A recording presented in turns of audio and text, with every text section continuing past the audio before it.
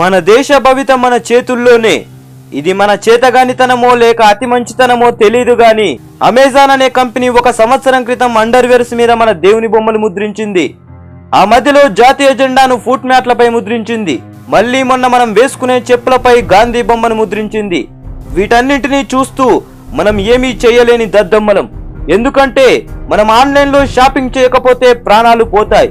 మన తాతలు ముత్తాతల దగ్గర నుంచి మనం ఆన్లైన్లోనే షాపింగ్ చేశాం. మరి ఇప్పుడు కొనద్దంటే ఎలా? మేము బతకలేమన్న మనకు సిగ్గు, శరం, మానం, దేశం మీద అభిమానం, దేశభక్తి ఉంటే 1 సంవత్సరం పాటు అమెజాన్ యాప్ తీసేసి వాడి ఆన్లైన్లో షాపింగ్ చేయడం మానేయండి. అప్పుడు చూడండి వాడు ఇంకోసారి ఆ విధంగా మన దేవుళ్ళ బొమ్మలను, మన జాతీయ జెండాలను అలా వేస్తాడో చూద్దాం. మన చేతగానితనాన్ని వాడు అలుసుగా తీసుకుంటున్నాడని ఒక వ్యక్తి తనలోని ఉద్వేగాన్ని మనతో పంచుకున్నాడు. ఈ విషయాన్ని మనకు షేర్ చేసి మనలో స్పందన కలగజేయడానికి అతడు 1 సంవత్సరం నుండే అమెజాన్ యాప్ని తీసేశాడు.